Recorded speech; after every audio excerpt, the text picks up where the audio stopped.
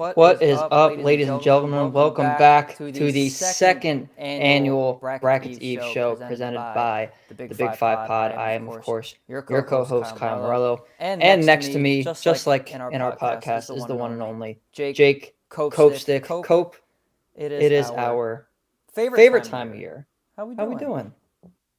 Can't be doing any better, Kyle. This is the best time of the year, and then when it's over, all you do is yearn and want it to come back. So I got St. Francis and Alabama State just went to halftime. I have it on my TV above me so I can take a peek while we're still doing this. But yeah, best time of the year. I still need to get a paper bracket. I do have one filled out online. I like to get mine in color, like have been feeling well. I was kind of out of commission yesterday, but I will get the paper one done and fill it out tonight as I'm watching San Diego State put UNC season to end. But yeah, best time of year, man. Best time of year. Even just staring at one, even if it's digital, just staring at a bracket, quite the rush. Quite the rush. Quite the rush indeed. And yes, Cope, I have mine printed out too. In front of me, I have two brackets. The one that's not filled out is the one below it. Obviously, you can't see the one that is filled out. I'm not going to show you just yet because we got an hour and a half worth of glorious bracket content because we've been waiting all year for this. Of course, there are no Big Five teams, unfortunately, this year, Cope, for the third straight year. But we're not here to talk just about the Big Five.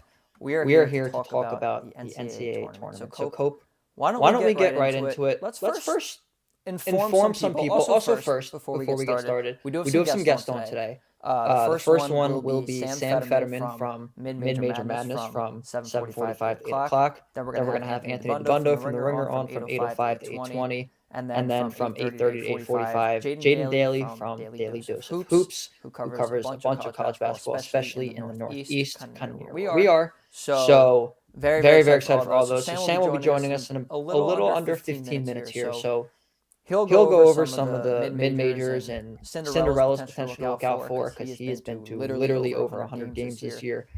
He is the man. So we're going to talk with Sam in a little bit here. But Cope, first, we are going to talk about some nuggets, some trends, some things to look out for the bracket. I'm going to start you off here. What is one thing that you would say for people to look out for when filling out the bracket, whether they're doing it just blindly looking at it while maybe doing a little bit of research on either analytic sites or just on ESPN or whatever site they're filling this bracket out at online? What is one thing off the bat that you would say to look out for? So obviously, like for Cinderellas, like they have to be able to make threes. That's huge too. Free throw shooting, I mean, it's fickle. It's hard to come by. I feel like you don't see college teams do it well, but free throw shooting is certainly something. It's why when Villanova was in the tournament, they were progressing so far. They're a great team to bet on. Free throw shooting is big time, but especially for Cinderellas, like, hey, the bottom line is you got to make shots to win these games. You want to upset somebody, you're gonna have to make shots. You're gonna have to make threes, especially. So certainly things to look out for. Turnover percentage if you can get it. Not only forcing them, but making sure you take care of the ball as well. Because, yes, that's great if you're going to make shots. But if you're going to turn the ball over to the other team, you're not going to have the ball in your hands. I mean, these are basic things, but still, like things to look out for a Cinderella for sure. Like I'll give you an example of a team we might bring up later is Yale.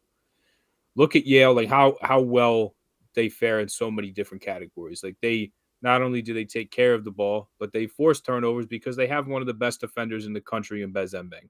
At the same time, they defend the rim well. They rebound well. They shoot threes well. They shoot free throws well. They do so many different things well that check a lot of boxes to give you an upset. Because nobody wants to pick the chalk. Everybody wants to pick the upset. So those couple things right there, that's what you need. That's the perfect recipe. If you can get three-pointers especially, you can take care of the ball. You can throw free throws in there as well. Those are three major ones.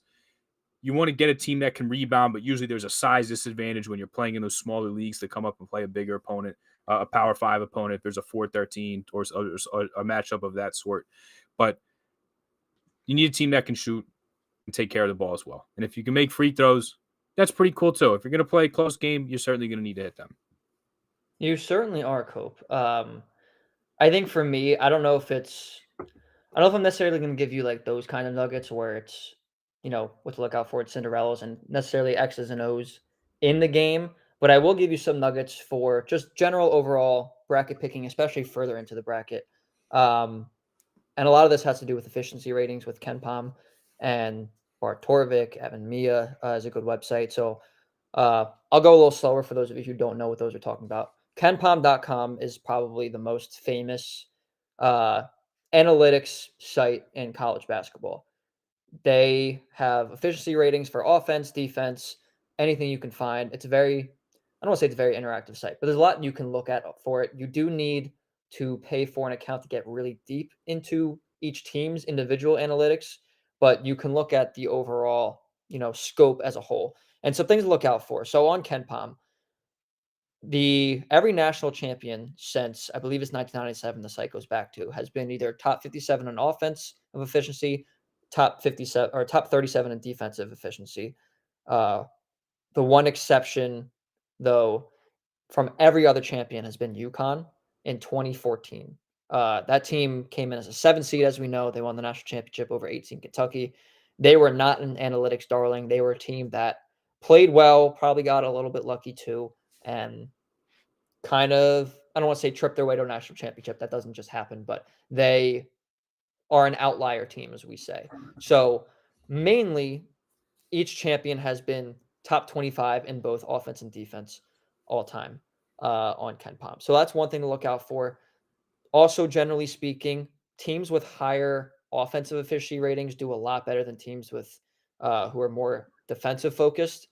And I think it's every champion but 5 since 1997 has been a higher offensive efficiency team than defensive efficiency team, meaning their offensive ranking in terms of relative to the other teams is higher than defense. I think the last one to do it was Louisville in 2013. That team was a monster defensively. They also had a top 10 offense, though. So something to look out for potentially for the future. There's a lot of different nuggets, though. BartTorvik.com is also probably, I would say, the second most famous analytics site. They have kind of the same efficiency layouts. And then EvanMiya.com, MIYA, is how you spell his last name. It's Miyakawa, but he shortens it to Miya.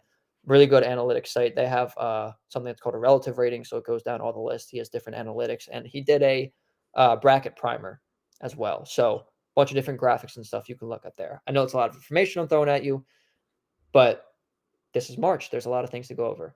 There's 68 teams. There will probably be 67 by the time this stream is done here. So a lot of things to go over. Yeah, and there's plenty of upsets that we're looking at, Cope, we're going to get into. If you had to give one right now before Sam gets on here to talk about the broader scope of things, this is exciting, Cope. I'm hearing your first pick of the stream here. Who is your favorite upset pick so far in this year's NCAA tournament?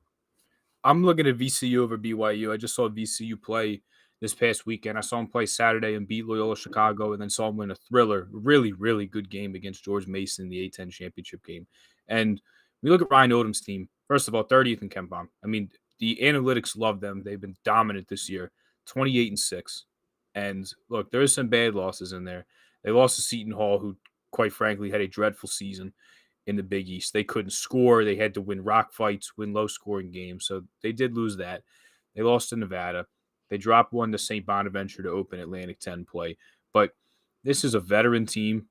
Max Shulga, Zeb Jackson, even Philip Russell coming over from UT Arlington by way of SEMO. Like, these guys have played in the tournament before. They brought in Jack Clark, who's been at, how about this, Kyle? This is going to be his third straight NCAA tournament at 3 different schools, at NC State, Clemson, and now VCU. So not only is there NCAA tournament experience here, Ryan Odom, this is now the third school that he's taken to the tournament, but how about the amount of D1 experience on this team as well? It's a really older group of guys. Jack Clark's in his 6th or 7th year. Me and him were in the same freshman class at LaSalle.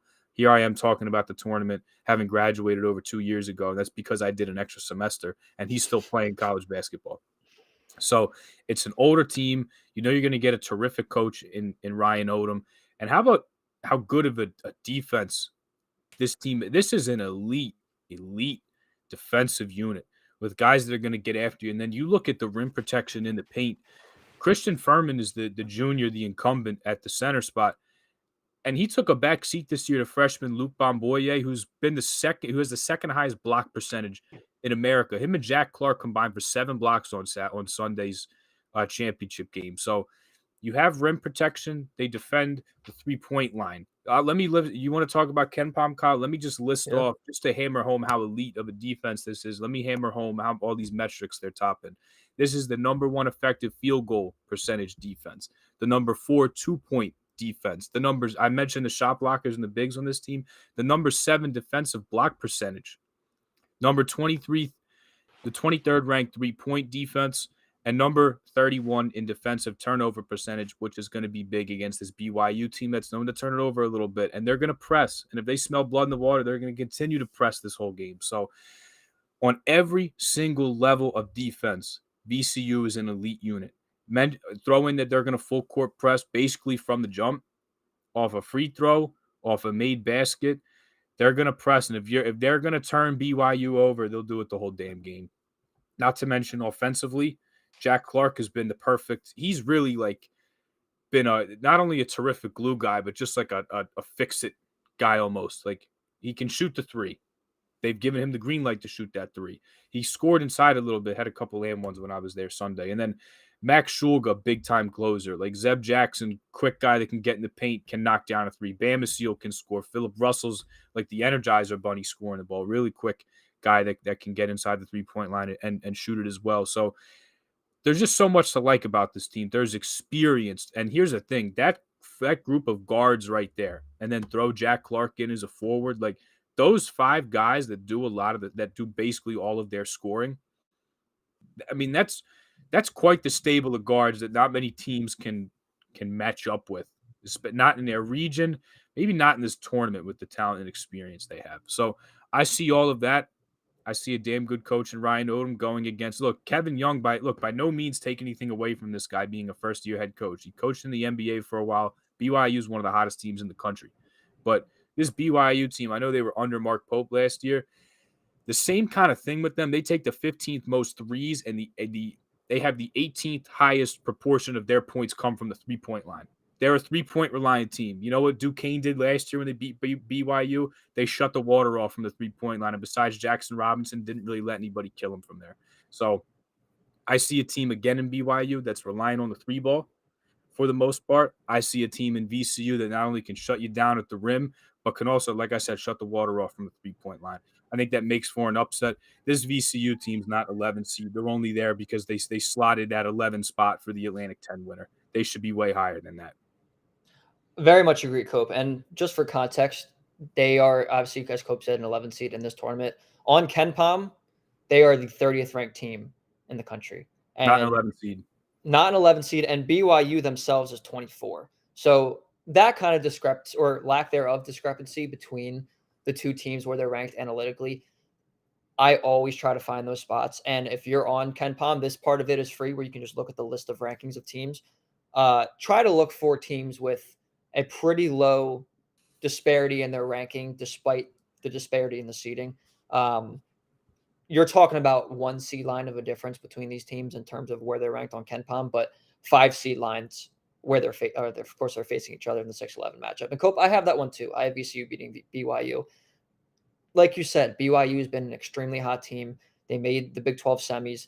Of course, they ran into Houston, and most people don't beat Houston. So, not that I'm going to hold that against them, but this is just a really bad matchup versus VCU because, like you said, VCU is underseeded. They should not be on the 11 line. And I also have that as well. Before Sam gets in here, one pick that I like is Yale over Texas A&M in the first round. I know you mentioned Yale a little bit earlier when you were talking, but I think this is a really favorable matchup for Yale. A&M, they are a very good team. Obviously, they play in what has been the best conference in the country this year, maybe the best conference ever in the history of college basketball. Though somehow I think maybe slightly overrated too because they did get 14 teams in. I don't think they deserve to get 14 teams in, but that's a discussion for another day. Texas A&M is the number 1 offensive rebounding team in the country. They are dominant in that regard, and they're pretty good on the defensive boards too. But Cope, they can't shoot.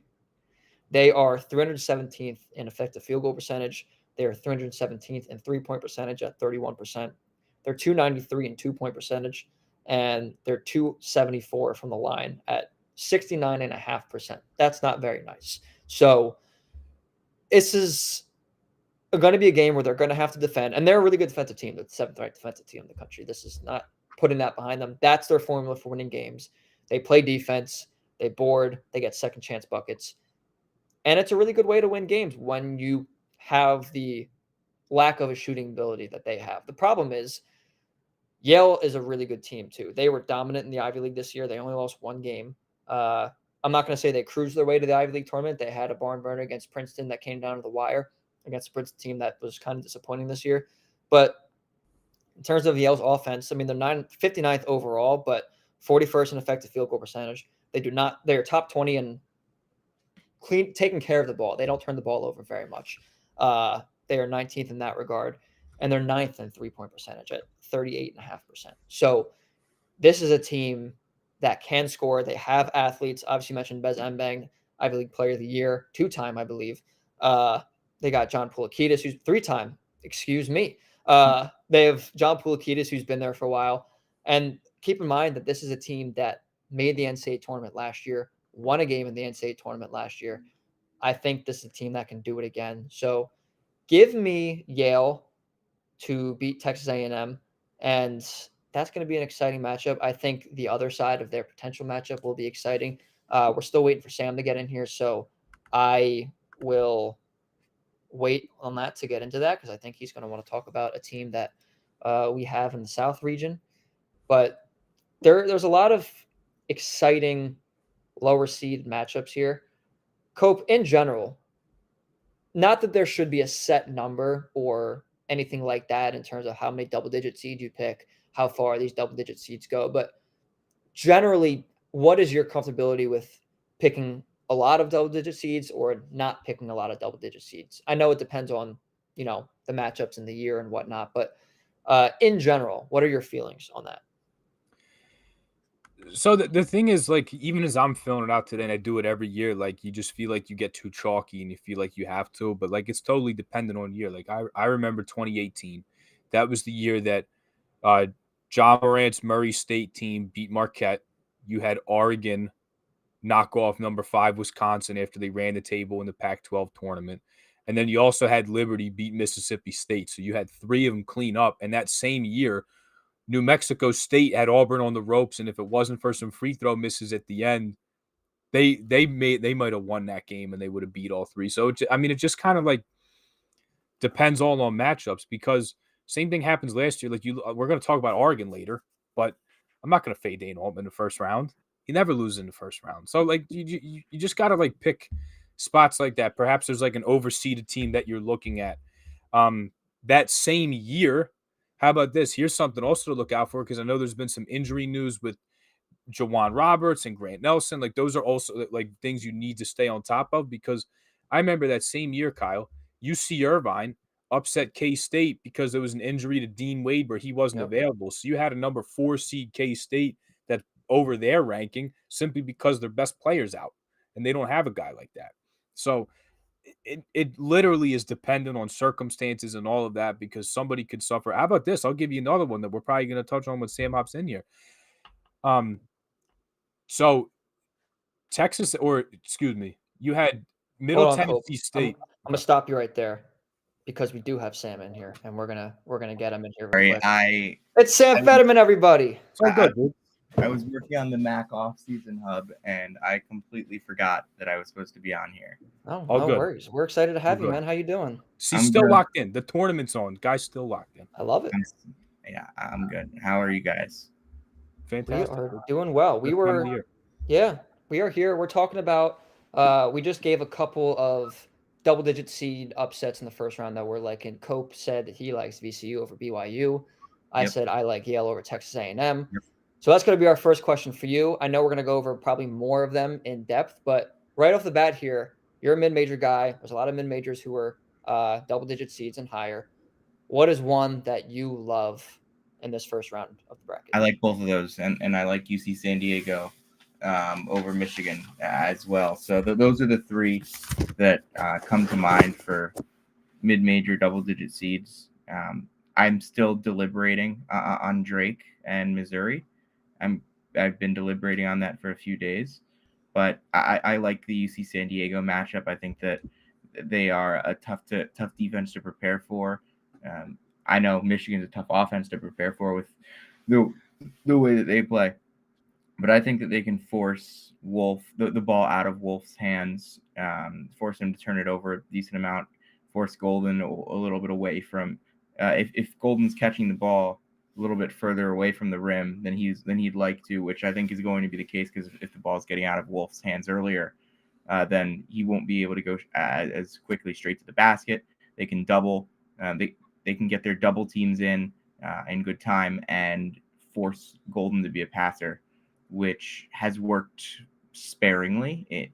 He'll make a couple good passes, but it's not. There's a reason Michigan turns the ball over as much as it does, and I think UC San Diego, being one of the best teams in the country at forcing turnovers, they are. I think I looked this up. Overall shot volume, UC San Diego is way up there. Michigan's not, and that would concern me from a Michigan perspective. So I like UC San Diego. I also like Yale. This is more of an interesting one, though.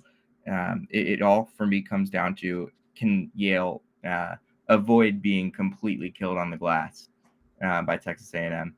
Yale is a terrific rebounding team. Yale has been a terrific rebounding team through the years. So I tend to trust James Jones in situations like this. But I think Yale has a lot of other matchup advantages. The other deal, though, is at the end of the day, Wade Taylor can shoot whatever he shoots from the field, and it really doesn't matter to the result of the game. He shoots 4 for 18, but 7 of those misses get offensive rebounds for layups. So I don't think that obviously Bezenbang is going to do a really nice job on him, but I don't think Wade Taylor going 4 for 18 necessarily means that that Texas A&M loses the game because of Mbang's defense. I think Mbang will have a good defensive game because I think he's a terrific defender. And I just think for Texas A&M, they don't really have a guy that you can match up Hunt with Poulikitis defensively, because Poulikitis, he expends so much of the energy offensively that you want to try to maybe attack him a little more defensively. I don't think that Texas A&M has a guy that you straight up say, yes, that this is the guy we're attacking him with. Because their offensive structure is so strange, so unique in the sense that it's basically just the shot is a means for the rebound rather than actually trying to create a shot. So I would say Yale being able to rebound in this game, being able to keep Texas A&M from completely destroying them on the glass, and the way that Yale makes shots, I think it would give Yale a really good chance. And I agree on VCU as well. I think that VCU is... They are, Jonathan said this earlier, they're an 11 seed. They're a 7 seed. That they're a 7 seed caliber team that is hiding as an 11 seed because they lost to Seton Hall in November. Exactly what Cope said. They would have been a lot more on the radar a lot earlier in the year if they hadn't lost that game. And also, they go on the road, they lose on a buzzer beater to St. Bonaventure. They lose at Dayton. Their losses, they have some really truly impressive performances. They can throw so many different guys at you that can just guard, and so many guys that can bring juice offensively, and they're really well coached. So I like VCU in this game. I would not be totally surprised though for BYU, but I think a lot of what BYU does can kind of be maybe not shut down, but slowed down by the way VCU defends. So I have one I want to throw out there too, because I saw you talking about this on Twitter today, Colorado State and Memphis. And correct me if I'm wrong, is this the first time a 12 has been favored over a 5 since Middle Tennessee and Minnesota? That's the last one that comes to mind for me. Okay. And I remember it being eerily similar because Memphis likely without Tyrese Hunter for this game. And again, correct me if I'm wrong, I believe in the Big Ten tournament, Minnesota, I think they're starting small for. His name was Akeem Springs. I think he had a knee injury and blew his knee out. So you have a starter for Minnesota, goes down in their loss in the postseason tournament. He's now out for this game. So you have a 5 seed that's now playing without a starter. And that Middle Tennessee team, coming off of an upset win the year before over Michigan State, bring back Giddy Potts, bring back Reggie Upshaw, and they end up being favored in that game, ended up winning outright. So now you have this Memphis team. They come in with an injury. Colorado State's won 10 in a row. Nick Clifford averaging over 25 a game in his last 6, been on an absolute heater. The lines tell, like, although Colorado State is favored, do you think it's stinky at all, or do you think Colorado State is good for a 5-12 upset here that everybody loves? Yeah, I think that Colorado State, like, I understand why they're favored, but I've backtracked on this one because I originally had Colorado State. Now I have Memphis. I'm still deliberating on it. I think at the end of the day, I'm going to lean Memphis because this is a team that always shows up when they show up for big games, and they have under Penny Hardaway. The metrics are bad because they don't show up when they were 28th in KenPom 2 games into AAC play. Now and they lose a couple games to teams that they're a lot better than, because they end up playing with their food a lot in conference play. But against the top teams in that league, they beat North Texas, they beat UAB 3 times, twice by double digits, once by 20. They ended up and I think in the non-conference slate, you beat Mississippi by a lot. You have that strong performance in Maui. You beat Clemson on the road. Memphis has always been a team that shows up for big games. Penny's good at getting his guys ready for big games. I would be lying if I said I wasn't concerned if I picked Memphis, but I'd also be lying if I said that I wasn't I wasn't concerned about picking Colorado State. Like, they have almost a full week in between these games. And that does that cool them off? I know that they also had almost a full week between the end of the regular season and the Mountain West Tournament. It didn't cool them off, but does another week possibly cool them off? It could, it might not. We'll see. Nick Clifford is unbelievably good, but this is also a Rule 6. Don't sell yourself on players, sell yourself on teams. And I'm trying to decide if I'm sold on Nick Clifford or if I'm sold on Colorado State. And I do think Colorado State's a good team. And I think, but I'm just trying to make sure, just like covering every possible base here of which team, of which matchup I'm going to favor here. Because I don't know. This is one of the tough ones for me. Yeah, a tough one indeed. I, for one, have Colorado State just because I think if a 12 is favored over 5, I think that's just a telltale sign that you go with that. I still think there's probably a lot of casual fans who will see the higher number and pick the higher number and maybe not know the context. So it's definitely good that you're providing, and obviously us as well. I also look at the Memphis is 51st in KenPom, but if you look at their Torvik numbers in games against quad 1 and quad 2 opponents, they're in the 30s, and Colorado State is is 51. Obviously, like, Memphis plays better the better the opponent is, and we saw that for years when they would scale up and play really well against Houston, give them all those wars in the American Conference, and then they would lose an inexplicable game to, let's see, who did they lost to Tulane at home 2 years ago. They got swept by Tulane 2 years ago, but played Houston really close twice, including losing at the buzzer. So obviously completely different team, this Memphis outfit compared to that one.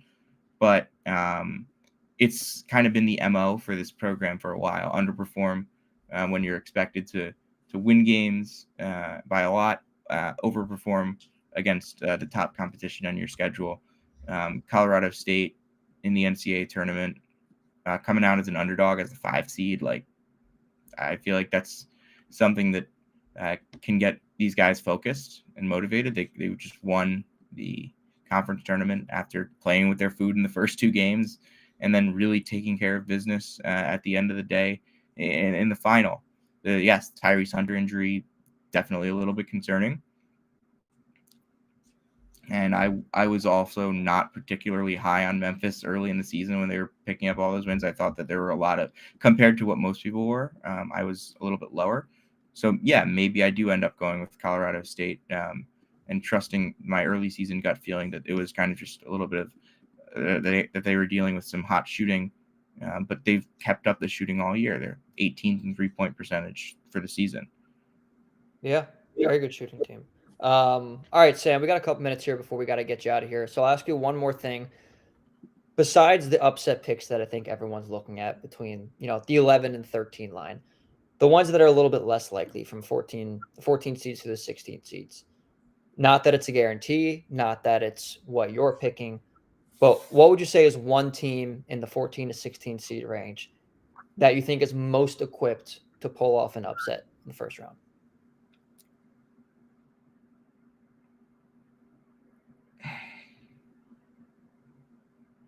I mean, like they got a horrible matchup, but like I've been big on UNC Wilmington all year. It's just that like they're not beating Texas Tech. No, like, they got the 3 seed that I think is the best of all the 3 seeds. Yeah, I agree. That team, I think that don't, team could win a for championship. what it's worth, I wouldn't pick them to beat any of the 3 seeds, but it would be a conversation. I don't like looking at obviously I like looking at the matchups because they're important to just kind of make sure that you're not missing something obvious. But picking a 14/3, I did that a couple years ago with Montana State and Kansas State, and I instantly regretted it. There's no chance I'm doing that again unless I'm really, really convinced on it. Especially with how strong the 3 seeds are this year. This crop of 3 seeds is awesome. I think that the top of the sport this year is as good as it's been in a very long time, and I think that's kind of why we're going to end up seeing so much. I didn't really give a ton of thought to any of the 14s this year. Fair enough. All right, Sam, we have to get you out of here, unfortunately. But thank you so very much for joining us. Cope, any final thoughts for Sam real quick before we get out of here? Well, first of all, congrats on 100 games. 100 Yes. games good time. We'll Hell give you yeah. a couple claps for that. 103. 103. Wow. Sorry, I shorted you a couple, but still triple digits. You got We're finishing at 106. We're finishing at 106 in San Antonio. Wow. Good for you. Good for you, man. Hell of a run. Yes. You got presented with like a plaque of some sort, correct? It was a certificate. I don't understand why they did that, but I really appreciate it. Hey, listen, it's dedication that they're recognizing. So kudos to you. Thank you for all the hard work you do with Mid-Major Madness. And if you guys want to go find more of him, at Sam_Fetterman on Twitter, at Mid-Major Madness, of course, to find everything that he's doing. Sam, we appreciate you so very much. Thanks for talking mid-majors and brackets with us, and best of luck in the next few weeks here. And I'm very sorry for missing the first couple minutes. That's hey, on me. No worries. Happy we got you in here. Thank you so much. Sam. Thanks, Sam. Alrighty, that was Sam Fetterman of Mid-Major Madness. Always good to talk to Sam. Very, very insightful, very knowledgeable. And yes, he has covered over 100 basketball games this year, Cope. And you were almost at 50. You finished at 46, which is a lot in your own right. Imagine more than doubling that. I mean, I saw him in a couple, and he was lapping me. But every time I asked him how many he was at, he was lapping me. But he does a great podcast as well, Bubbles, Brackets, and Bid Stealers with Jonathan Litzkin. I know they just had Curry Hicks Sage on to do a search season preview. Like, those guys are out and about covering a bunch of stuff. They talk the power schools, they talk the mid and the low majors that they're so knowledgeable about. So yeah, I want to give him a plug there. Not only is he's everywhere with Mid-Major Madness, but he's still a student at Syracuse, which is even crazier that he covers all these games. But Bubbles, Brackets, Bid Stealers, really, really good podcast. Him and Jonathan Litzkin do. It's terrific.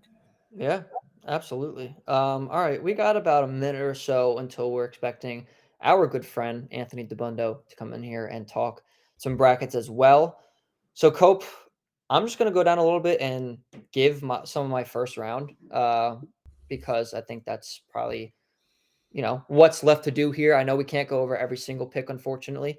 But here we go. So, obviously, picking all the 1 seeds, picking all the 2 seeds, I'm picking all the 3 seeds, kind of like what Sam said.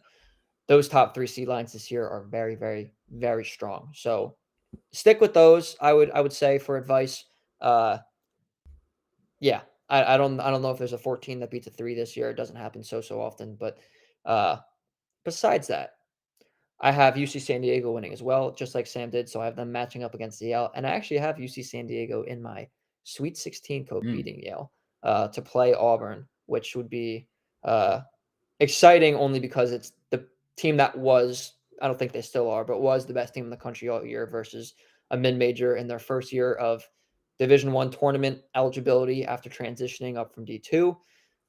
Would be a crazy story. Other than that, some other more upsetty picks. I do have Colorado State, of course. I have Drake beating Missouri. I know Sam touched on that a little bit. I have another 12-13 matchup in the second round between McNeese and High Point. So there's going to be a lot of intrigue around that. I think we can get to that in a second. But Cope, I think we have yet another guest joining us, and it is the one, the only, our good friend Anthony DeBundo. DeBundo, how are you, man? I'm on this current game. How is the St. Francis looking? They're Cope, up you're 4. watching. They're up 4 with 13, just under 13 minutes left. Are you in Yeah. Alabama? What are we State thinking for bracket tonight? I am not. I have not bet. I usually don't bet the 16 seeds. I usually just watch that as a fan. I don't blame you.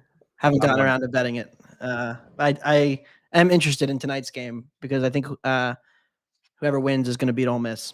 So, a lot of people are saying that. I do have Ole Miss in my bracket just because I don't trust North Carolina if they win, although they are, more analytical darling for an 11 seed than probably normal. San Diego State, now that they have, and Cope, you pronounce his name better than me. I can't pronounce his name, but their center that they got back, who is Guap. Yes, Guap. Guac, yeah. He averages 3 blocks a game, so he is a phenomenal defender. Obviously, a huge interior presence for them. DeBundo, we could talk about that game all we want. We can maybe get back to that toward the end, but in general, one kind of strategy that I know I've used and I used last year, and Cope made fun of me for one particular pick that we'll get to in a second. It's called a leverage play for winning bracket pools, maybe even betting too. But can you kind of explain that strategy and what it is and why it's appealing to both you and whoever else might want to listen to try to win their bracket pools? Yeah, I think it's the most important thing, and there's one game that perfectly signifies this season, and it's Memphis and Colorado State in that 5-12 game. Basically, if you listen to sharp people, if you listen to people who really know basketball well, they've probably told you how good Colorado State's been in the last month. They've probably told you that Colorado State has a real chance to pull off the 12-5 upset there. And if you go to the sports books, Colorado State is a 2.5-point favorite. So they expect Colorado State to win that game about 58-60% of the time, the sports books. But if you go on ESPN Tournament Challenge and you pull up what percentage of pools are picking Memphis, who is a bigger program and a higher seed, Memphis is getting picked about 60% of the time, 65% of the time. And so basically the leverage difference for your bracket is huge if you pick Colorado State.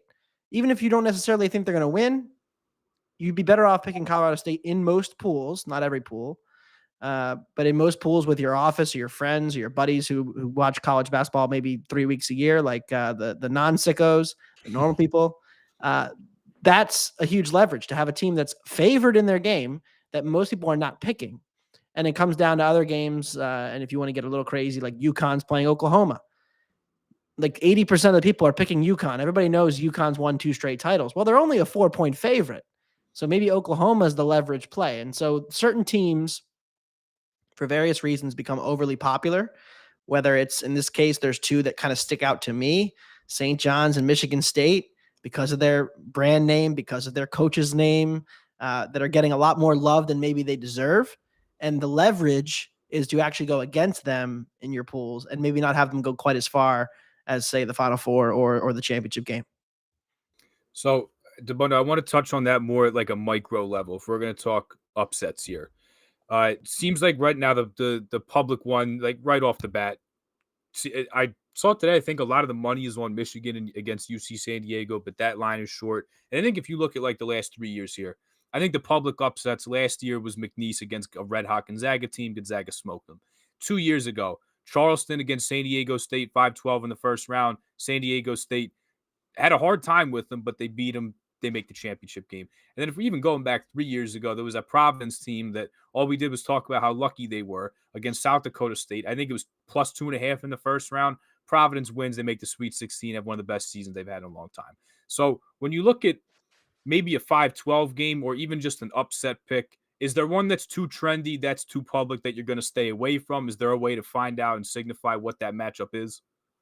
Yeah, I mean, you could pull up just, ESPN Tournament Challenge, who's getting popular picked. I think, to be honest, High Point is getting there for me. I think Purdue has a little bit of anti-March bias because we've all seen Purdue lose all these big games.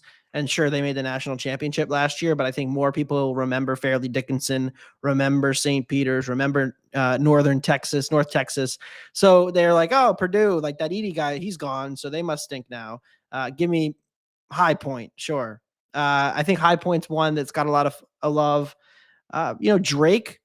I feel like I know I'm one of the people, and I made the joke on Tate Frazier's pod today. Like, I'm the guy at the water cooler the third straight time who's like, hey, you really got to like Drake. Like, Drake's really good.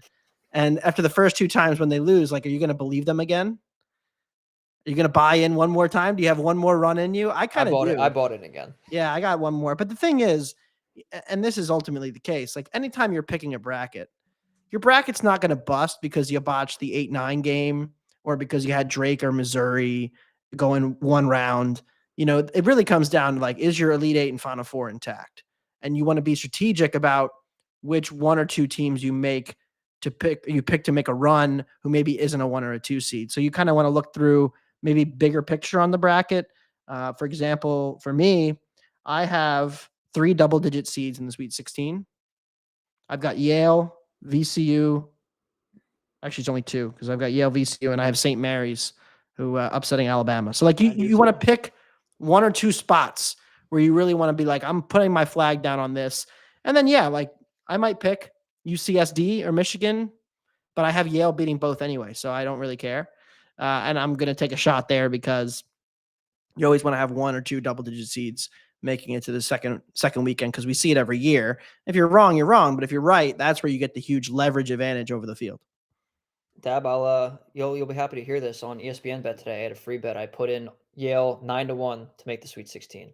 I bet it this morning too. Yeah, I think it's a good one. Although I don't have that in my bracket, I do have UC San Diego advancing to the Sweet 16 over Yale. Wow. In that game, but I think the value was there with that, so I went with that one. So we'll kind of go to that same point you were making in terms of the macro of this bracket in particular. As you get deeper into the tournament, obviously the leverage plays get a little harder. The reference I was making when you first came on was last year I picked Auburn over UConn in the Sweet 16 because they were a top 5 Ken Pom team, a very analytical darling team, even though they were a 4 seed, excuse me. Obviously that didn't end up happening because Yale stepped in and beat them miraculously in the first round. So that is kind of an example of what I'm talking about when you get a little deeper here. Do you have a favorite play of that as you get into the Sweet 16 and on in this tournament? I have 2. They're not huge, like bracket shocking. I don't think anybody would be shocked. But, I mean, Iowa State has this Gilbert injury situation, and I know a lot of people are kind of writing them off. I'm not there on writing them off. Like I still think that they're a very well-connected team. He's still one of the best guards, 2-way guards out there. They, for me, should be favored against Michigan State in a potential Sweet 16 game if they get there. Most people in bracket pools will have Michigan State in the Elite 8. And then the other game is Texas Tech and St. John's, where I would make Texas Tech a not insignificant favorite against St. John's. And I know that there's a lot of John's love, but again, I like Tech more. So Tech and Iowa State winning those 2 games, because once the bracket starts to multiply, like those points are worth more. I think those are 2 big games that my bracket will hinge on. And then, of course, the other big one on the other side is Mary's versus Alabama, where I think a lot of people are penciling in Alabama. They saw them in the Final 4 last year. They're penciling them in for another like Elite 8 run. Maybe they lose to Duke. St. Mary's they play Gonzaga 3 times a year, and they're very comfortable playing these transition juggernaut teams and kind of grinding them down into the half court and making it a really ugly game. And Bama's half court offense is not elite. As elite as their transition offense is. So you can kind of slow them down, make it an ugly game. Marys will dominate the glass, which they do every game. So I think it's a really close game where, again, if 80% of the pools have Bama winning, but it's really like a 55-45 game, you might want to take your shot with Marys. Who knows? And VCU, another example of a team that might be underrated. Yeah, Cope, I'll get to you 1 second, but I do have a point on that. I also have that matchup. And another helpful site, we kind of previewed some helpful sites at the onset of the broadcast here. Another helpful site is cbbanalytics.com. You can sign up for a free account and still get access to kind of manipulating some graphs in the way you want. And one that I've seen, and I want to shout out to Ryan Hammer on Twitter and Instagram for that, for this point I'm about to make. He calls it the trapezoid of excellence, where it's the filters are on the x-axis it's pace, and the y-axis is net rating adjusted for opponent. So, kind of your wide angles, you're seeing how fast you go. Alabama's all the way out here. They're a top 5 pace team in the country, whereas Houston is all the way on the left side. They're one of the slowest. And then top to bottom, it's net rating, how good you are, adjusted for opponent. Alabama, obviously over here. St. Mary's is pretty far over here to the left. They are a very slow-paced team, but their efficiency ratings, they're right on the same plane. And that's kind of how you can look at what different matchups and what kind of pace can dictate a game, because as it's the saying goes in boxing, styles make fights. That's very true for March Madness as well. So I think, I'm not going to say Alabama's overseeded. They're a phenomenal team. I think St. Mary's isn't getting enough love, and I'm glad you brought that up because I have that as well. There'll be like a 3.5 point favorite in that game, Bama. Yeah. Not going to be like some big spread. No. If they play. No. Well, and I want to touch on, and I hate to keep bringing up San Diego State, but 2 years ago, this was the same exact thing. You had Bama, that was the 1 seed, played a mile a minute. San Diego State grinded everybody down. They did it against Charleston in the first round. And, not only has St. Mary's, like you said, DeBundo, done it against Gonzaga 3 times, they're going to have to play a team in Vanderbilt in the first round that's top 100 in pace and plays pretty fast as well. So they're going to have to see it. They're going to not only have they seen it, but if they were to beat Vanderbilt and move on, they will have seen it again going into the Bama game. So I have that as well. I think St. Mary's coming off last year, getting upset by Grand Canyon, going to be pissed off. That style, Randy Bennett. Here's another point to make. And DeBundo, I don't know if you feel strongly about this or if there's any numbers or figures that support this, but how about Mary's and Bama? If that's the matchup, Bama has a quick turnaround going against one of the best tacticians and one of the best game planners in the country, and Randy Bennett, on a very, very short notice. I think something has to be said for that. But one more thing before we begin to get you out of here, DeBundo, is number one, obviously we want to know what you have as far as futures go, but then also, is there any value that you're still seeing out there? Is there any numbers that you think you could still get somebody at pretty reasonable, whether that's a Final Four or a championship number? Yeah, I'll go Texas Tech to make the Final Four. I saw as high as 5-1 out there. Florida's eating up a lot of the equity in that region, and I get it. Florida's very good. Everybody fell in love with Florida the last couple of weeks. It makes sense. Last 2 or 3 weeks, they've been the number 1 team in efficiency. But, my red flag with Florida, as much as I like them, is their half-court offense per synergy, 52nd points per possession. That's unadjusted for opponent, but still, kind of gives you an insight to if they get slowed down in the half court, if they play an elite offense who can score and keep them out of transition, what does that look like? Because the SEC teams are very comfortable to get into these run and gun games. You might not get that in these tournament settings. Even a team like Maryland, could make that a half court battle and really, I think, cause some problems for Florida. UConn is a more efficient half court offense. I don't think UConn will beat Florida, but they could give them a scare. So I kind of came into this maybe 2 weeks ago thinking I might make Florida if they were going to be a 2 seed and maybe a sneaky Final Four pick. But now that everybody's on them, I'm kind of off them. And I've kind of poked some holes in their resume. So they're one team. And then, from a futures perspective, you mentioned Yale to make the Sweet 16. I took some Marys, same thing. They're plus 310, 320 to make the Sweet 16 like that. Like I said, Texas Tech, VCU will be interesting. And then if you want to get really crazy before tip off here, UNC is plus 650 to make the second weekend. If you're not an Iowa State believer, they could definitely be in the mix there. We've seen these ACC teams consistently overperform expectations in March. No conference has overperformed expectations in March, win expectations more than the ACC. So my national champion hails from the ACC. So that's wonder who that could be. Yeah, Louisville. No, but it should be a fun tournament. Absolutely. And I guess before we get you out of here, We do want to hear your Final Four picks, and of course, your champion you did just reveal is the Duke Blue Devils. But in terms of everything else, who do you got? Yeah, I'm going really Big 12 heavy this year. I've got Duke, Houston, Texas Tech. And then I'm debating if I want to pick Auburn or Iowa State still. I was on Auburn, and then I want to do more research into Iowa State before Thursday, kind of think about what this team is without Gilbert, because I've seen some kind of different people who I respect have different opinions on the Gilbert impact to this team. He does turn it over a lot. They can space the floor better without him, but he still is, by Evan Maya's metrics, their best defensive player by BPR. So I'm kind of undecided where I stand on the clones, but ultimately I think Auburn would probably be who I take there. And then, so I've got a lot of 1 seeds. The one thing to know is that this is the strongest crop of 1 seeds by efficiency margin we've ever had in the Ken Pom era of the tournament. So that's something to note because it's just going to be harder, I think, to pick off these top teams. So yeah, Duke, Houston, Texas Tech, Auburn, or Iowa State. Probably going to go Auburn, but I got till Thursday to decide what I settle on. Yeah, and a fun fact that I saw on Twitter, I don't know the exact count right now. I'll have to go look on my phone here, but since 2002, 4 of the top 6 highest rated Ken Pom efficiency ratings ever pre-tournament are from this year. I think it was Duke number 1 overall, and then you had 2015 Kentucky, 2021 Gonzaga, and then the other 3 1 seeds. I believe it was Florida, Houston, and then Auburn. So that just goes to show you how good the top of this tournament is. Anthony DeBundo, thank you so much for coming on and joining us tonight. We very much appreciate it. Go check his stuff out at The Ringer. Does a lot of great stuff over there, covering college basketball, baseball, soccer, all the nines. That we appreciate it very much. Thanks for joining us tonight. Yeah, look forward to getting together for some games this weekend, gentlemen. Absolutely. We will see you in a couple of days. All right. The man, what a guy. He is obviously, we know him personally. He is a very good friend of ours, so we probably will see him at some point this weekend, Cope. But in terms of his professional career as well, Dab is the man. He is carved out a nice little role for himself. He was at Action Network previously for a few years. Now with The Ringer, he's doing a great job over there. So we're very proud of him. We're also very thankful we can call him up and come on our show. Yeah, what a guy.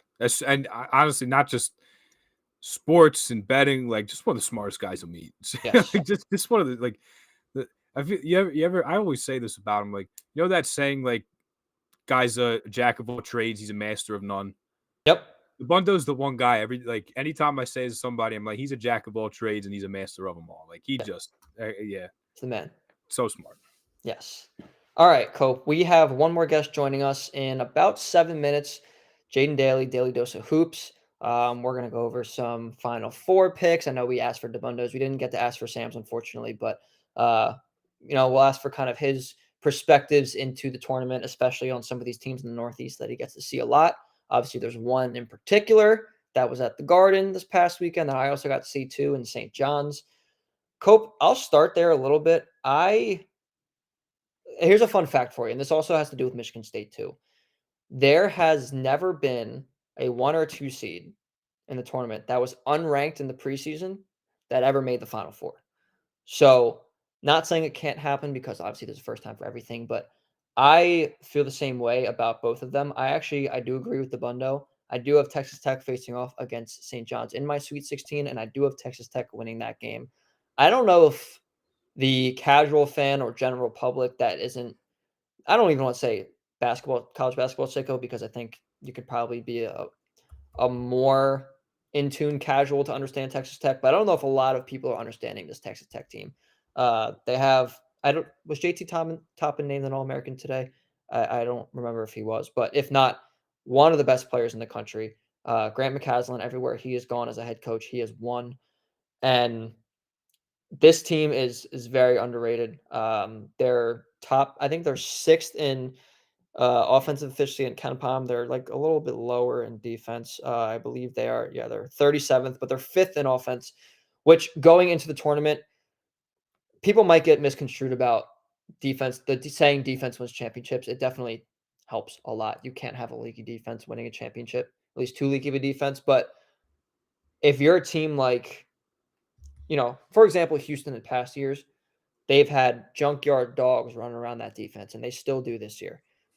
The difference is now they have a really good offense, and before they did not have the offense to keep up with teams who were really offensive driven. So, Cope, I don't know if you have any matchups in your bracket where there's someone that's maybe a better defensive team than offensive team that maybe people in the past or you in the past would have picked. But what are some matchups like that where you kind of feel strongly about one different preference on one side of the ball as opposed to the other? Well, I think there's two you can certainly look at. I mean, one is the one we discussed with the bundle, which is St. Mary's over Alabama, Yes. and like that's what you're looking for is that not only a clash in styles, Kyle, but it's like these are two like extremes. You have Bama that plays as fast as anybody. I mean, Alabama plays a mile a minute, wants to throw up a ton of threes. Literally nobody plays faster than them. Literally nobody does. And then on the flip side, you go up against St. Mary's, which what have they been doing for years? They play low possessions, quality possessions offensively. I mean, there's a bottom 10 team in the country in pace. And somehow there's still a top 60 unit on both sides, a top 10 unit defensively, a really good rim protector and defensive player in Mitchell Saxon. Sorry, my light just fell here. I'll take care of it. It's all right. Brother. I think you can still see me. I can still see you. Yeah. I'll walk and talk here. You're good. But when you have extremes like that, like I tend to be on the side of the team like St. Mary's that can slow them down. The problem is like that Alabama offense, like it's like a snake bite. Like once they get going on you, like they get you one good run in them. Could be over for you if you don't have the explosiveness offensively. But like St. Mary's, like offensively, they certainly have been good enough in the half court. They're going to run terrific stuff.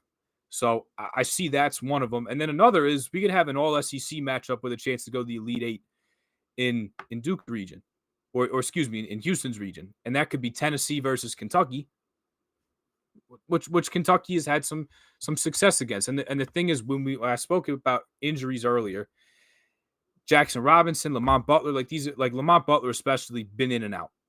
Way better. And Otega Owe has been amazing carrying the load. But they're a different team when Lamont Butler's in there. It gives you another guy to handle the rock and score. A terrific defender as he's always been, who is on, again, I'll bring up San Diego State, that team that halted Alabama 2 years ago when they were the number 1 overall seed and beat them. Guess what? Playing that really slow style to slow Alabama down. So I look at those two matchups especially. I'm on the fence I pick Kentucky. Now I'm on the fence, and again, like that Lamont Butler injury news definitely is going to swing a lot into it.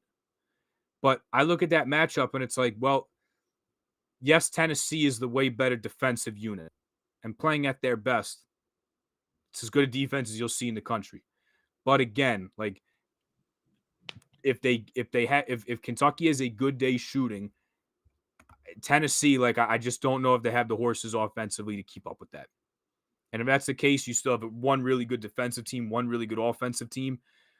In the tournament, I think I tend to roll with the defense. So this is me going away from what I believe in. But that's the thing. Like you play against a good offense and one good shooting day. You can't keep up with them. You just can't. So I think that's interesting though. An all SEC matchup, chance to go to the Elite Eight. These teams have already seen each other play. Kentucky potentially getting healthier with Lamont Butler coming back. Shoot the three well. Amari, how about how good Amari Williams has been there this year? I was just going to say, we got to shout out the Big Five alum. Yeah. And can I throw one more Big Five connection out to you before Jaden hops in here? Yes. So speaking on the BYU VCU matchup, I'm going to throw this out there, Kyle. Perhaps this is for nothing. Maybe it's for something. But don't just think because BYU's over here in the country and VCU's on the other coast, there's no familiarity here. The associate head coach for BYU is a man named John Linehan, who's not only one of the best defensive players in the history of college basketball in terms of the steals that guy racked up. He was the associate head coach under Billy Lang for a couple years at St. Joe's. He just had to scout for this VCU team twice last year with Ryan Odom there. So there's certainly some familiarity, at least a little bit. Also, this is a guy, guess what? When Jack Clark was playing at LaSalle, John Linehan was there too and saw this guy a couple years. So there's certainly a little bit of familiarity with that. And guess what, Kyle? That could be for nothing. It could be for something. It's a Big Five connection I got to work in here. It's a nugget. It's a little nugget. I'll put it that this is the ultimate do with that what you will. Absolutely. But maybe it's for nothing. Perhaps it's for something. Maybe. Up to you. Listen, I'm not mad at the Big Five Nuggets. At the end of the day, we are the Big Five pod. But we're talking brackets here. Cope, I do have one nugget for you, and we're going to wait Jaden Daly in here for a second here. He hasn't joined quite yet, but will be hopefully in shortly here. But Debundo mentioned the site, and I mentioned the site a little bit earlier in the broadcast, but evanmaya.com, one of the things he does in his team ratings is he has a kill shot metric. And if you know what a kill shot is, it is when a team has a 10-0 run, or let's have a 10-run run. Essentially, a 10-0 run is called a kill shot. Very hard to come back if your team has let up a 10-0 run. Very hard to lose a lead if you have gone on a 10-0 run. That is a good sign of winning. So Alabama this year, which is kind of the polar opposite of last year, but this year they have 0.52 kill shots per game, which if you look at the teams at the top of the country, that's not very high. Duke's sitting at 1. St. John's is actually sitting at, or excuse me, that's Iowa State sitting at 1.03. Houston's at 0.85. Florida and Auburn are each at 0.94. Tennessee's also at 0.53. So they're in the same kind of context of what I'm talking about, but they don't go on a lot of runs. They're not a very streaky team. However, they also don't allow a lot of runs either. They're averaging 0.18 kill shots conceded per game, which is very, very low. I think one of the lowest in the country. So if they do get down in a game to St. Mary's, if they do end up playing St. Mary's, of course, Vanderbilt could win that, and we can get an SEC second round matchup there as well. But in this hypothetical that we're talking about, that we talked about with Anthony Debundo, if they get down in that game, and the way that St. Mary's grinds out possessions and they play a lot of defense and they're a really great rebounding team, it would be hard for them statistically to come back in this game. So I got to agree. I like St. Mary's. I think you picked that as well. Did you pick that? Yeah. Ball knowers. I'm just, I feel like they're knocking on the door. They get upset last year. I believe the year before was a loss to UCLA in the second round. I think it was. Usually they can get you a game in the tournament. Last year, I thought they were. I got my bracket busted because I thought they were going to end up going on a run, and they get upset by Grand Canyon, who just had a couple individual scores, and Tyon Grant Foster and Ray Harrison go off on them that they couldn't match, and they bothered Mahaney a little bit. But hopefully this is the year. Sucks they lost the WCC championship. Zaga beat them, but I think this is the year. The two teams also went a combined 131 for 3 that game. Yeah, I mean, we set the offense back a couple years, but I still believe in them. And again, you give me one of the best coaches in the country, one of the best X and O guys in the country, and Randy Bennett. Great on both sides. Mitchell Saxon's been, a pillar defensively for them. Hopefully this is the year. I'm hoping it is. This is the ultimate yin and yang if they can get a second round matchup with Alabama. Legitimately, it's hard to get on farther sides of the spectrum here. Indeed it is. All right, we are still awaiting Jaden Daly. I just tried to message him, and of course, Twitter's making me do an authentication to prove I'm human. I am human. In fact, I am just trying to get our guy Jaden Daly on the show here, but we'll get back to that in a second. All right, Cope. We're getting pretty far into the bracket here. First of all, we can do this at least first before we're waiting for Jaden. I know we mentioned with Debundo, double-digit seeds making the Sweet 16. He said he had 2. I have 3, actually. I believe 2 of the same ones that he had.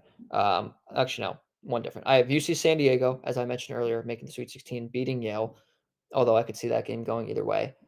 I do have VCU making the Sweet 16. I have them beating Wisconsin in the second round, and I do think that Wisconsin team is very good.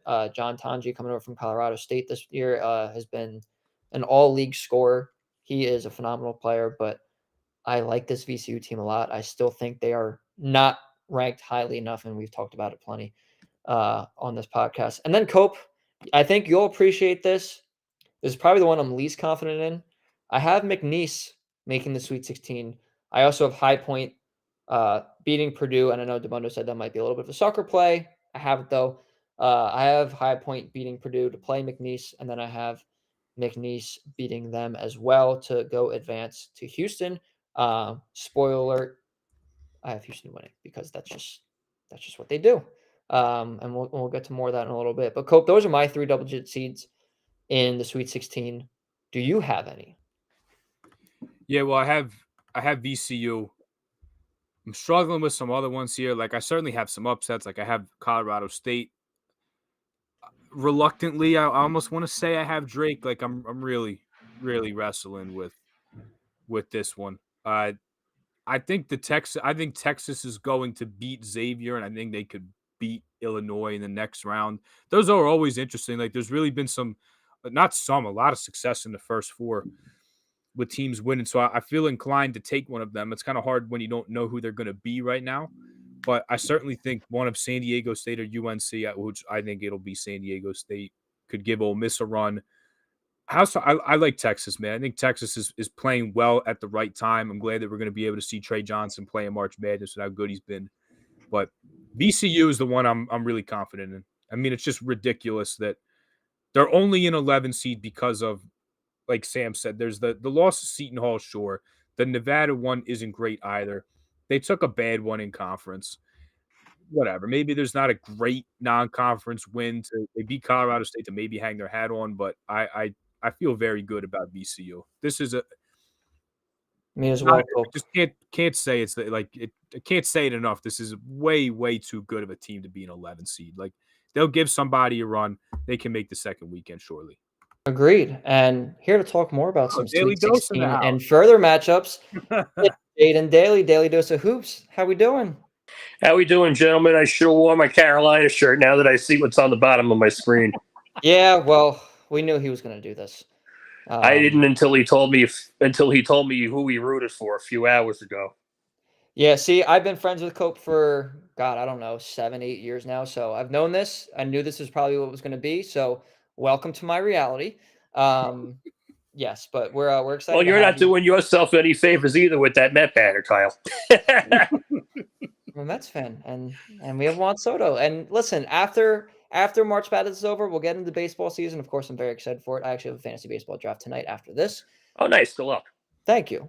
But we're not here to talk about Juan Soto and the Mets as much as I would love to. We're here to talk about this NCAA tournament bracket. Jaden, we were discussing double-digit seeds that we picked to make the Sweet 16. There's usually at least one every year. It's something that just happens, and not that that's a bad thing. Of course, we love the madness. Do you have any in your bracket? Either, I don't know if you filled it out yet completely or not, but do you have any that you're at least looking at or have picked for this year? I have two. Let's hear them. High Point and Yale.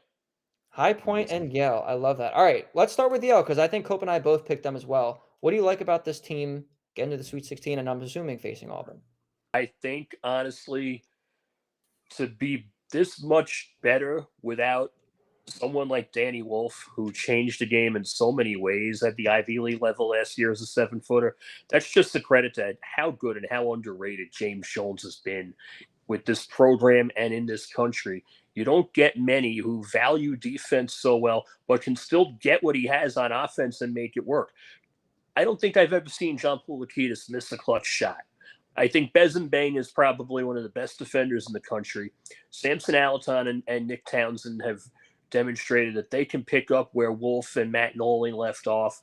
I do love what Casey Simmons has given them at the 3 spot. That was a cause for concern with August Mahoney graduating. You've seen Yale now become longer and much more athletic, much more disruptive on the defensive end of the floor, which is always where its bread has been buttered. You saw the difference this year in Ivy League play. I think Texas A&M is an overseeded 4. That matchup just screams trap game. If I'm Buzz Williams, I'm pulling out whatever little hair I have left. I like Yale there, and I like UC San Diego to beat Michigan. That's going to be a 12-13 matchup I have in the second round. I'm interested in seeing what Tate Jones could do against the Yale defense. That might be one of my favorite second-round matchups if it comes to pass. So, listen, Jaden, I want to start with the UNC San Diego State game tonight. I had that one as soon as we knew we were going to get you. And I saw the matchup come out. I want to get started with that. Number one, I want your thoughts on this game. And then number two, obviously the first 4 always a little hairy. Hey, can one of these first 4 teams make some noise? Seems like even if it's just one game, usually these first 4 teams can give somebody some trouble. So whether it's on the other side of the bracket with Texas and Xavier, not only do I want your thoughts on this game, but do you think any of these first 4 teams can upset an Illinois, can upset an Ole Miss, make some noise here? Xavier could beat Illinois. I don't know if it will. I'm interested in seeing how that turns out. I'm not confident in Texas at all. I think Xavier wins that game comfortably, and then it's a matter of how well Sean Miller can defend and control Jack Deshonis. If he can do that, then Xavier has a chance. As far as the other 11 matchup, I think San Diego State wins tonight. I think Carolina had no business getting in, and you're going to see that. Hopefully I'm wrong, but I've watched this team enough to know I am not confident at all. That makes three of us actually. And that makes three of us of being appalled that North Carolina made the NCAA tournament. And I like North Carolina. No business getting in. We could go on and on about that. I'm sure we all have thoughts, but I don't think they should be there. And not that I'm kind of rooting for San Diego State tonight because I want them to. As the saying goes, ball don't lie. Hopefully, ball don't lie in this game as well. All right, Jaden. As we get further into the tournament, and our previous guest Anthony DeBundo with the Ringer kind of said this too. You kind of want to have your Elite Eight, Final Four, and so on be figured out and not maybe take quite as much risk as you get that far into the tournament. So as we get into the Elite Eight, are there any surprises that you have, and who do you like to advance to this round of the tournament? Well, I think my surprise would be Alabama beating Duke in the Elite Eight. That's probably the one that I would go with. I have 1 versus 2 in every other regional, so I don't see much of a Cinderella run past the Sweet 16 for the High Points of the world, for the Yales of the world. Could we see a Kansas possibly get there? Yes, because St. John's and Texas Tech, if neither one shoots very well, Kansas could find a way to penetrate and dominate. So that's a possibility. But I feel like we're going to get 1 and 2 or 1 and 3 in just about all of them. Fair enough. Cope, do you want to reveal our Elite Eights here? We haven't really gone quite this far. Do you want to wait? Because I mostly agree, but there is one that I do disagree on. Well, before that, I'd be remiss here if we didn't ask the New York guy. If we didn't ask the Johnnies. Got to ask him about St. John's, of course. Got to ask you about it, Jaden. I know you were there. You tuned into this team every night, whether you're watching on TV or you're there. You're an alum. First of all, you have to be on cloud 9 about this run.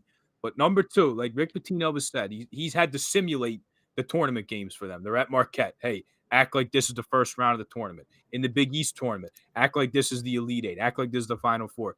He doesn't have any tournament experience. Zuby Ejiofor doesn't play on that Kansas team that he was on.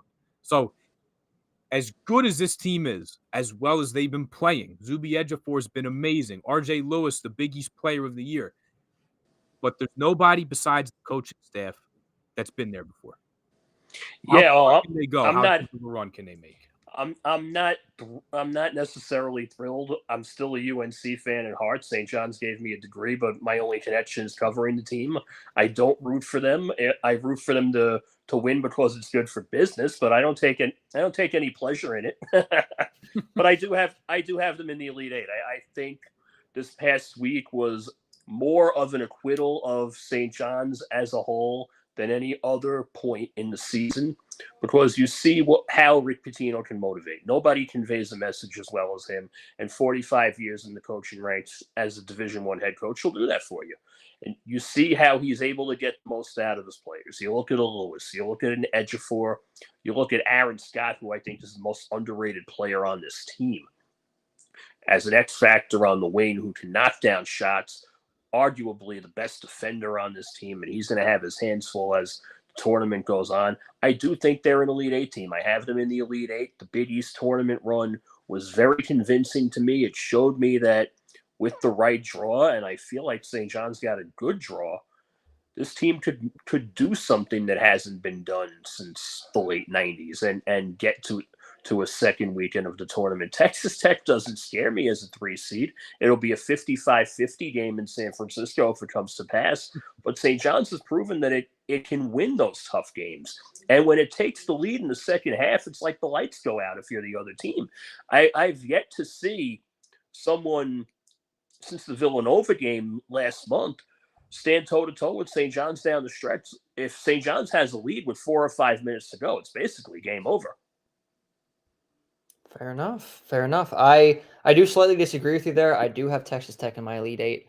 I think that the offense there is very good. Obviously, they're top 5 in the country in Ken Palm offense, and JT Toppin's a machine. He'll definitely give Ejiofor and RJ Lewis some trouble.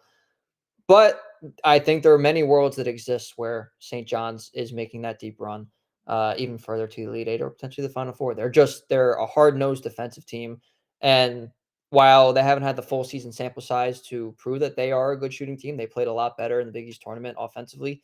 If they can keep that up, their ceiling gets a lot higher. If Florida gets knocked out by either UConn or Maryland, St. John's is playing for a national championship. That's a good take. I like that. It's a bold take. All right, Jaden. Well, let's get to your Final Four and championship picks before we get you out of here. What do you got for us? I have Michigan State, Florida, Alabama, and Houston. I've had a feeling about Tom Izzo, and Alabama State just took the lead on SFU with 0.7 left. If you're behind on the stream, I apologize for spoiling it. That was a great full court play that they ran off the timeout. And I can just hear my roommates reacting to it now. So that sucks for SFU. Those guys. Oh wow, yeah. Baseball pass deflected, tipped. Wow. Did the SFU guy put it in his own net? I'm about to watch it myself. Actually, I'm a little bit behind, which is fine because now I know what to look out for. Live reacting to the first game of the NCAA tournament between honestly, the 16 seed game, as much as you could be like, oh, it's like 2 of the worst teams in the field or whatnot. Oh my god, I'm gonna have to see it when we log off here. Yeah, I'll take March Madness any way you give it to me. I don't care if it's Alabama State and it's St. Francis and it's Tuesday and it's not even 7 o'clock. I'll take it. Well, it's almost 9 o'clock, Cope. But yes, I agree with your point. The game, as you should. Whatever, man. I know. The game tipped off at like 6:30. Anyway, getting back to the Michigan State Florida game, I think Florida might be the most complete team in the tournament. But ever since watching Michigan State at the Garden in January when they played Rutgers, I've had a gut feeling about this particular Michigan State team between Jace Richardson off the bench, Cohen Carr with an outburst out of nowhere on just about every other possession. Trey Holloman is a much better clutch shooter than people give him credit for. Michigan State can shut down Florida and bully ball them enough to where the Gator offense might not have as easy a time against some other teams earlier in the tournament. And as far as Houston, Alabama, it's the same thing. Defense travels, and nobody does it better than Kelvin Sampson. He just doesn't get enough credit for it because he's not the marquee name, and Houston's not the marquee program like a Carolina, or Kentucky, or a Duke, where everybody knows you just off the marquee value. You're going to see just how good defense can be on this stage, and you're going to get a real throwback title game with Michigan State and Houston, and I have the Spartans winning that one in the low 60s. It's going to be a battle, and it's going to be a basketball pure stream. All right. I listen, as a basketball purist and a basketball fan, I would not be mad at that. I feel like Cope feel the same way.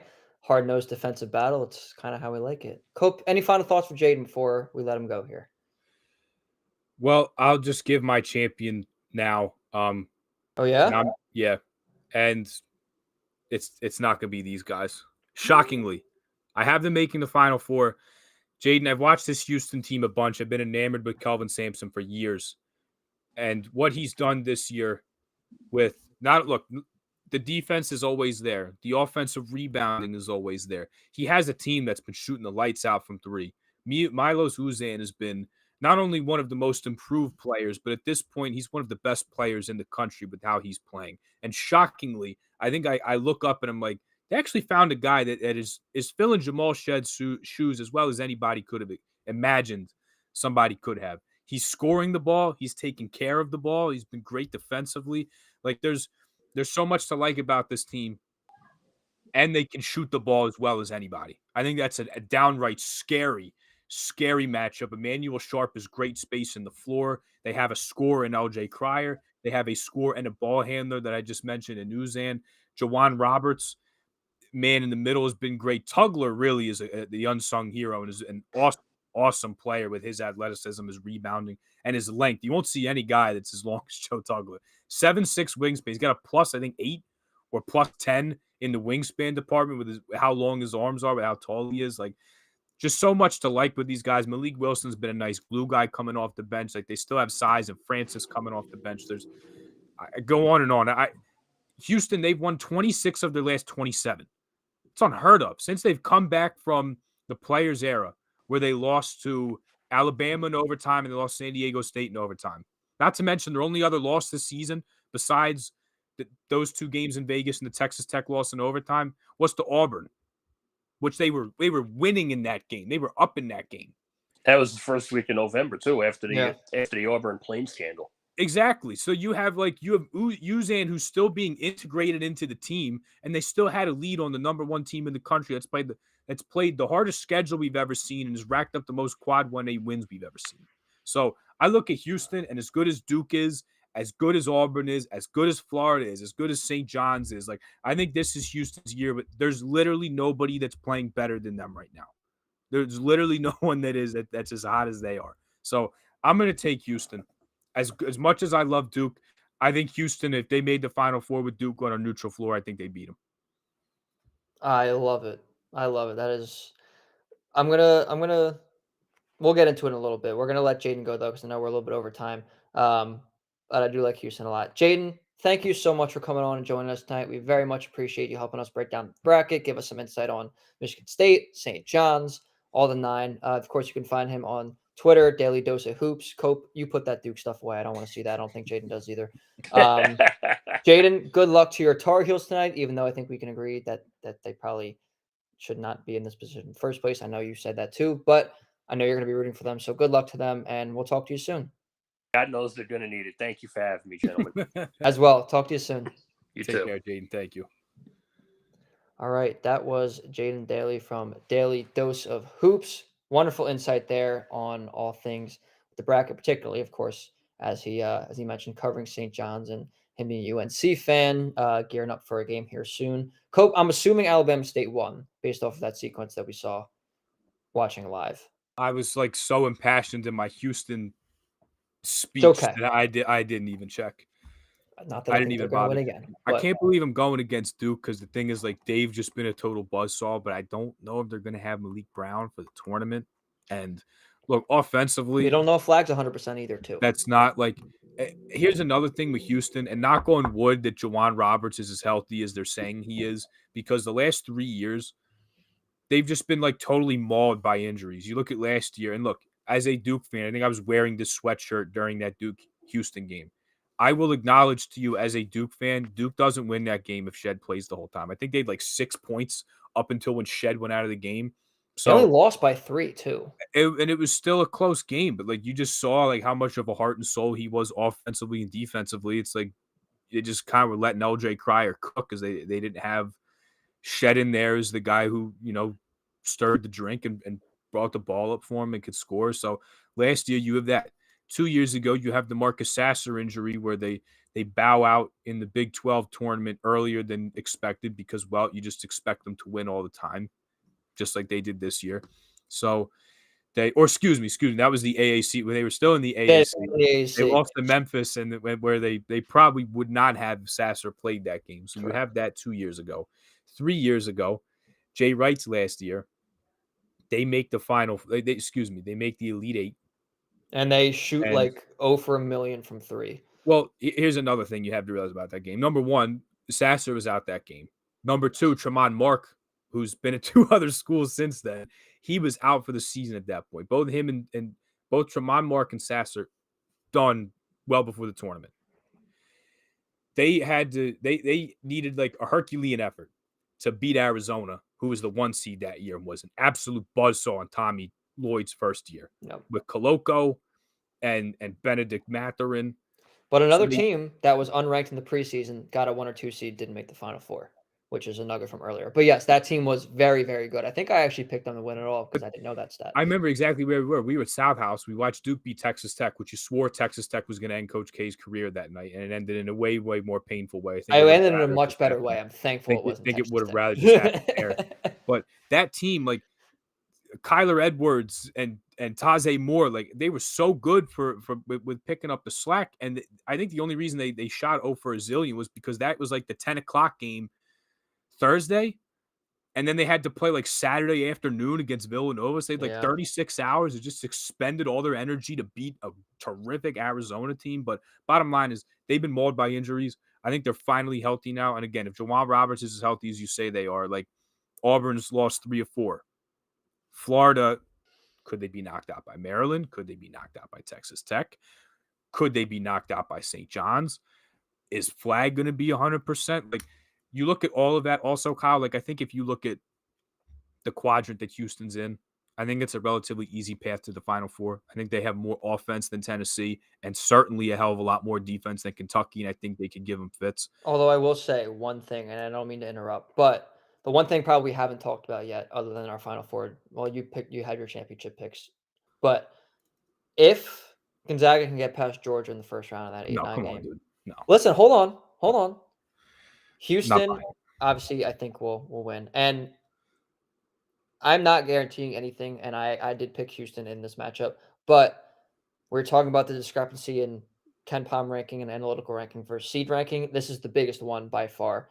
Gonzaga is a top 10 team analytically, and they are an 8 seed. They probably should have realistically gotten a 7 seed, maybe even a low 6, but I think they should have been a 7 seed. The committee did them a little dirty here to go against really any of the 1 seeds, but I think especially this one in Houston. But going back to bracket leverage play that we're talking about with Anthony DiBundo and whatnot, that would be one of them to look out for. And I think that Gonzaga can give them the game. They have size in Graham Ike. They have a playmaker in Ryan Nembhard. It's a good team. They haven't lived up quite to the expectations coming into the season, but the analytics do love them. And not that you should rely solely on analytics, but they do paint a bigger picture. So it's not a complete cakewalk, but I agree with the rest of the bracket on that side in the Midwest region. I do think it's favorable for Houston. Yeah, sorry, I didn't mean to interrupt you for that. We also do have only a few minutes left. So you got to get to your picks now. Let's finish our picks. I'll hear the rest of your Final Four in a second. I'm going to get to my Final Four picks now. So in the Elite Eight, I am taking Auburn over Michigan State. I am taking Florida over Texas Tech. I am taking Houston over Tennessee. And I know we talked about that game earlier between Kentucky and Tennessee, potentially in the Sweet 16. And I'm going to go with the theory that it's very hard to beat a team 3 times in a year. And I think Tennessee, if they can get to their offensive ceiling, the defense is swarming, and I think that they can win that game. So I'm going to go Tennessee to make the Elite Eight, but then lose to Houston. And I'm going to have Duke making the Final Four, but Cope over VCU in the Elite Eight. I'm going to have VCU beating St. Mary's in the Sweet 16, who, of course, we mentioned earlier will be beating Bama in the second round. And then I said it earlier, VCU beating Wisconsin. I'll have VCU beating St. Mary's, and then I'll have them losing to Duke ultimately. So after all that, yes, my Final Four is all 1 seeds, and I know that's boring, and I know I'll probably get a little bit of hate for it, but Cope, it is still a pretty rare thing. It has only ever happened one time, and that was in 2008 when it was Kansas against UCLA, Kansas against North Carolina, UCLA against, why am I blanking right now? Derrick Rose. Memphis? Memphis. Yes. In the Final Four, of course, Memphis won. Kansas won. Looked like Memphis was about to win a national championship with Derrick Rose and Christopher Roberts, and then Mario Chalmers happened in overtime. But that's the only other time that has ever happened where all 4 1 seeds made the Final Four. So while it is boring and it is chalk, it is still rare that happens. But as we've been saying in the show, this is the best crop of 1 seeds we've ever had. These are 4 of probably the 6 best teams that we've seen in the last 25 years or so. This, for anybody watching, and then we'll get into the sentiments at the end here, but this is a treat to have this. So I'm going to go with that. I'm going to agree with you, Cope. I'm going to have Houston over Duke. I think they're the analytical darling of the entire thing. They're the best team in KenPom pre-tournament history since 2002.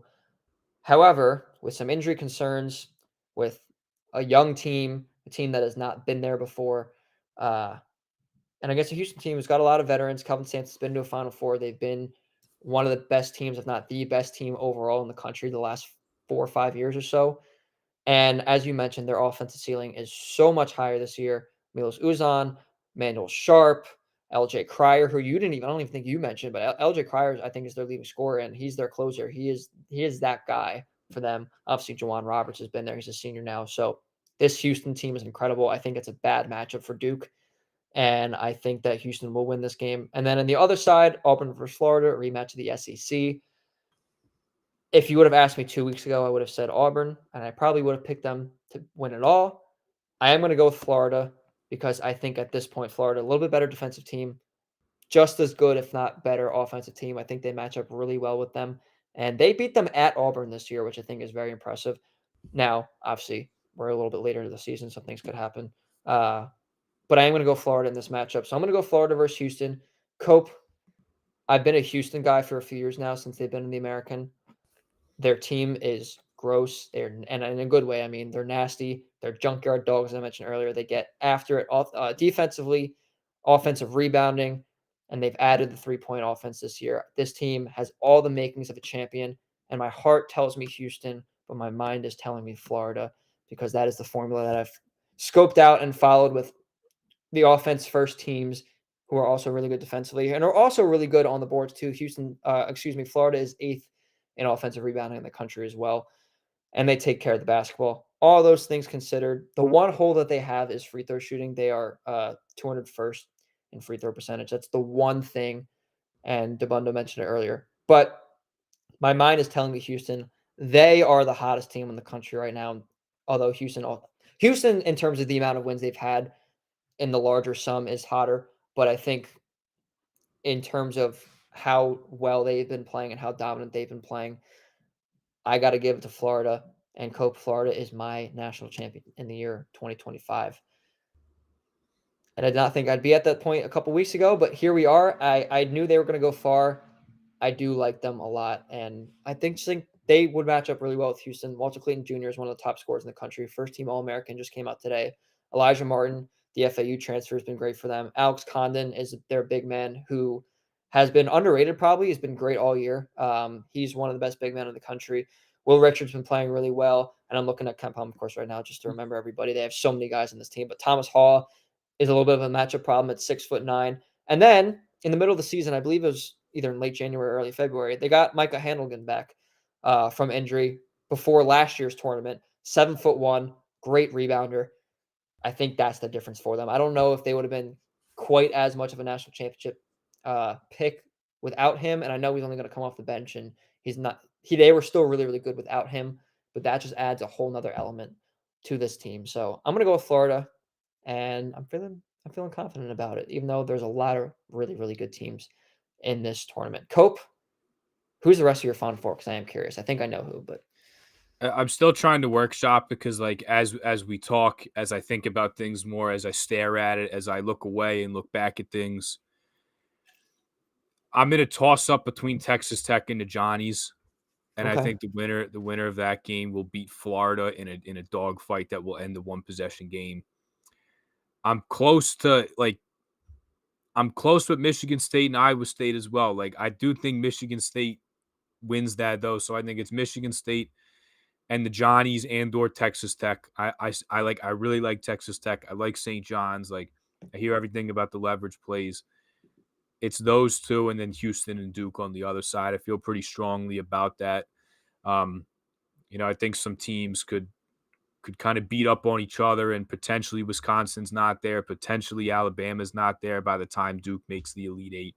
So, and then, like I said, I think Houston is a relatively easy, I say that with a grain of salt, path to get to the Final Four here. So that's how I'm seeing it. I have 2 1 seeds and then a 2 and a 3 or 2 2 seeds. So I'm trying not to go with the chalk while also acknowledging the fact that, hey, like the top 10, all the 1s and the 2s, throwing the 3s, pretty damn good.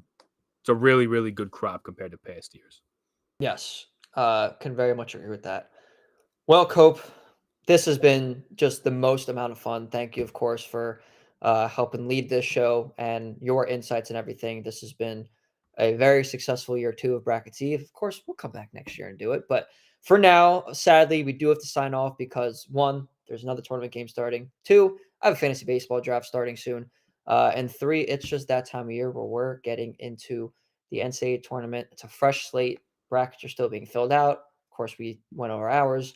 Hopefully you guys go over yours. And of course, thank you for listening and sitting here with us for the past hour and a half and talking brackets. Hopefully we can help you win some respect in your bracket pool, win some money, have some fun at the office or in your families, whatever the case may be. But we greatly appreciate your support and, of course, our support through the entire college basketball season this year with the Big 5 pod.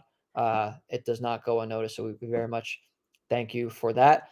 And one more thing, if you would like to join our bracket pool, you might not want to go up against us now because we kind of gave you some insight here. But if you want to go up against Cope and I in the Big 5 pod bracket pool, that is in the link in our Instagram bio. It's a link tree, but you can click on the link to get to the ESPN Tournament Challenge, or you can search up Big 5 pod on ESPN Tournament Challenge. It's a public group, so you should be able to just join right there. The winner will get a $25 gift card of their choice. Of course, we will reach out to you if you do win and figure out what that is, and we'll get that to you most likely electronically.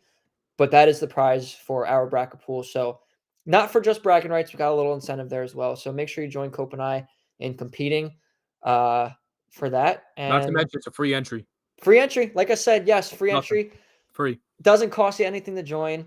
Something to gain. Of course, you also could beat Cope and I, which I think is worth something too. For me, I'm just trying to beat this guy here. I guess this guy here, because backwards through the streaming. But of course, we have a friendly competition going on as well. But yes, very excited for this year's NCAA tournament. There's going to be so much to look forward to. This, I think, last year I didn't think it was the best tournament we've ever had. Honestly, there were some disappointing things. I think this year has the potential to be one of the best that we've seen in quite some time. So looking forward to that. Cope, any final thoughts before we sign off? Responsibly, please circle, underline responsibly. San Diego State plus 4.5 tonight. Forget the fact that UNC shouldn't be there. I could harp on that. That's got nothing to do with the game. Look at the actual matchup. You bet San Diego State. You're betting on the better, more experienced coach that's been there. Not to say Hubert Davis hasn't made a championship game. Not to say that he didn't get a 1 seed with this team last year. But Brian Dutcher's been doing it way longer. He's a better X and O coach. You get the shot blocker, Magoon Guath, coming back. They will slow North Carolina down and not allow them to just completely run out in transition and use their speed with Seth Trimble and Elliot Cadeau. I have San Diego State tonight. If you don't know who Magoon Guath is and you don't know who Miles Byrd is and you're just tuning into the Aztecs, as I have a bunch the last handful of years for the first time, if you're doing it for the first time tonight, you will find out who those two guys are. You will be thoroughly impressed. Miles Bird's an NBA player. Magoon Guath, even at a young age as a freshman, one of the best shot blockers in the country, and he comes back tonight to hold down the paint for the Aztecs. Responsibly, plus 4.5 San Diego State. And money line. Lightly sprinkled money line. And I will be on those as well. Cope, of course, thank you so much as always. Thank you all for tuning in. You know where to find our stuff. But for a reminder, at Big 5 Pod on Instagram and Twitter. You can find us, obviously, if you're watching here on our YouTube channel at Big 5 Pod. And then our audio-only versions of our podcast will be on Apple Podcasts and Spotify. And this will be on there as well. So make sure you tune into that. Thank you all so much for tuning in. Thank you, Cope. Thank you to Sam Fetterman, Anthony DeBundo, and Jaden Daly for joining us. And we will see you next week with another episode of the Big 5 Pod. But until then.